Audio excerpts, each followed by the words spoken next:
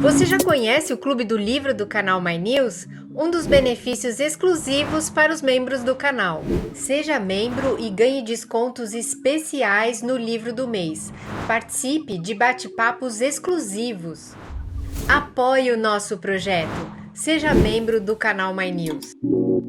O presidente Bolsonaro colocou um amigo dos filhos do Ministério da Justiça, né, que tem sobre o guarda-chuva a Polícia Federal. O presidente escolheu o delegado da Polícia Federal, Anderson Torres, que era secretário de Segurança do Distrito Federal, para o Ministério.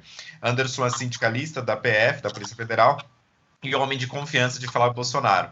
Vale lembrar que há um ano a tentativa do presidente interferir na Polícia Federal foi pivô da saída de Moro no governo. Vila, agora o presidente pode dizer minha Polícia Federal, como diz sobre o Exército? Eu acho que sim, né? Agora é lamentável, né?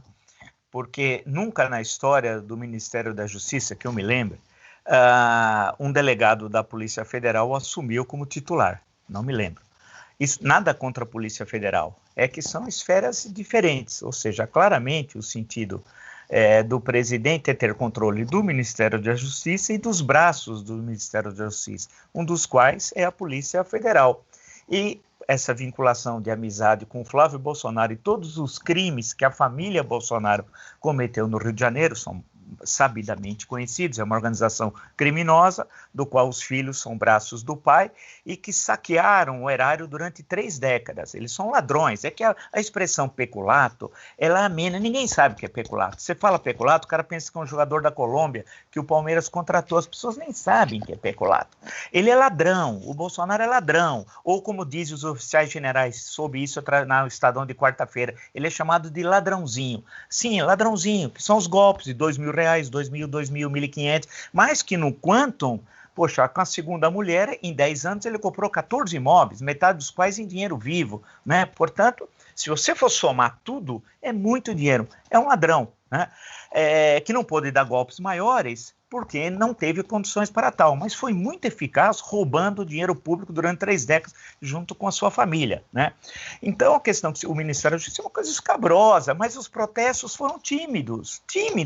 Eu não vi protestos da OAB, de entidades de advogados, a sociedade não protesta, a sociedade está mais que bestializada. O Aristides Lobo, se tivesse vivo, não escreveria bestializado, escrevia alguma outra coisa, foi aquele que escreveu no dia 16 de novembro de 89, no Jornal de São Paulo, chamado Diário Popular, ele estava no Rio, vai ser ministro do governo provisório, que o povo, grosso modo, né, o povo assistiu bestializado, proclamação da República.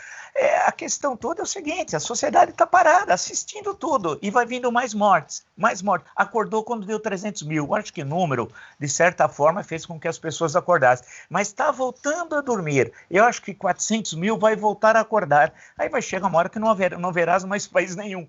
Quer dizer, é terrível, o caso do Ministério da Justiça é escabroso. Claro que ele já teve cada titular. Sabia que Renan Calheiros foi ministro da Justiça. Espera um pouco, governo Fernando Henrique, hein?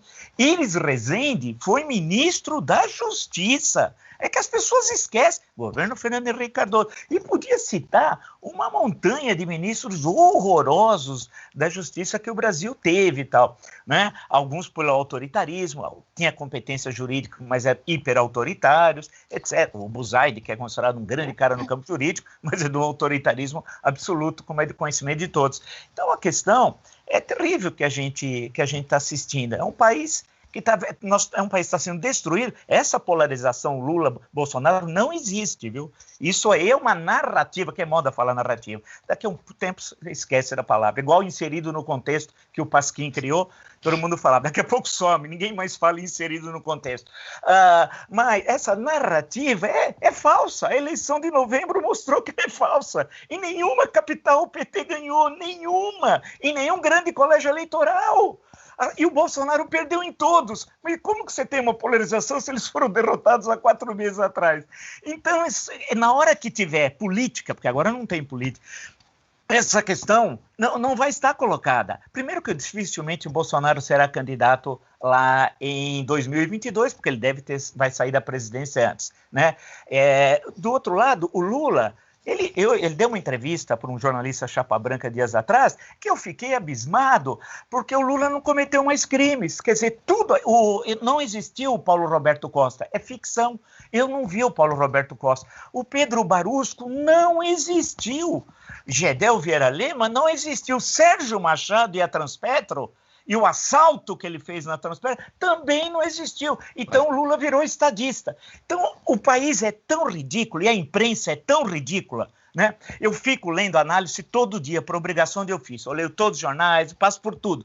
Eu fico vendo análise. Ontem eu li um analista publicado em 2 jornais que disse que o que é certo a gente tem de concordar, o que é errado a gente tem de discordar. Puxa, mas que pensamento filosófico! Vila. Olha, não dá, viu? Voltando só à questão do Ministério da Saúde, eu queria chamar a Lilian e perguntar, né? O Anderson Torres, ele foi secretário de Segurança Pública aí do Distrito Federal.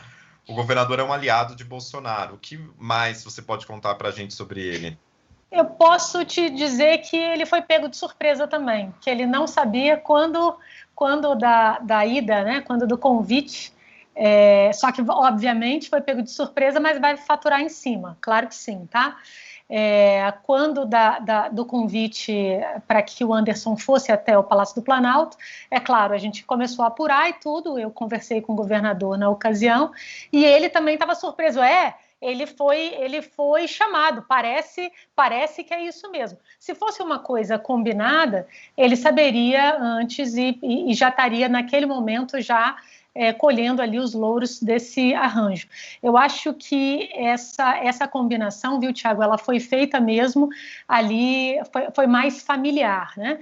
Era um desejo do presidente já há muito tempo colocar o Anderson para dentro do governo, houve aí toda uma questão, a gente acompanhou cada passo, né? Ele acabou não conseguindo, e eu acho que a gente tem, num aspecto, é muito difícil tirar o chapéu para o Bolsonaro, mas um aspecto a gente precisa reconhecer que ele é campeão. Ele consegue dar uma volta na imprensa que, olha, ninguém mais consegue. Então, ele deixou para poder fazer todas essas questões, todos esses arranjos, ao mesmo tempo. Então, as pessoas ficaram, assim, a própria imprensa sem braço para fazer essas análises filosóficas que o professor estava ali colocando, não teve tempo de olhar, abrir caixinha por caixinha e avaliar cada uma das mudanças que ele promoveu. Assim, a maior crise, a troca de militares, a maior crise dos militares. Não, gente, não foi a maior crise. Ele tem legitimidade para poder trocar. Vai ser a maior crise quando ele tentar vir com os arroubos autoritários e as Forças Armadas racharem. Aí sim a gente vai falar de maior crise, porque a gente sabe que os oficiais vão agir de uma forma e a base vai agir de outra. Naquele momento, que ainda está por vir, a gente vai ter a maior crise. A maior crise da semana passada, ela é sanitária, ela é diplomática e de imagem.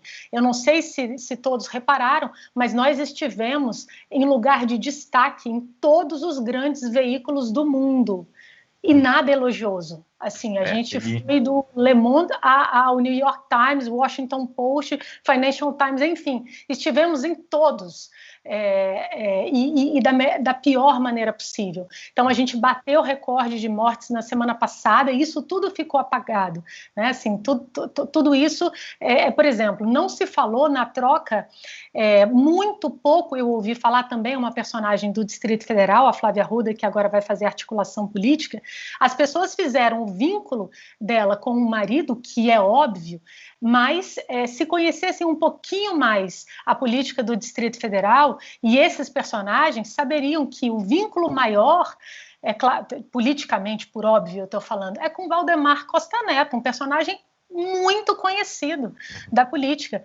Ele, sim, vai estar sentado ali na cadeira, vai dividir, sentado é demais, vai falar, com licença, vamos sentar juntos nessa sua cadeira aqui de articulador. Eu vi pouquíssimos veículos trabalhando essa informação de uma maneira analítica como ela deveria ser trabalhada. Todo mundo foi na base ali do linear, que ela é casada com o ex-governador do Distrito Federal, que foi condenado por corrupção, tudo isso é verdade. Mas quem vai, de fato, agir na cadeira dela, que vai meiar com ela esse poder, é o Valdemar Costa Neto, que volta com tudo.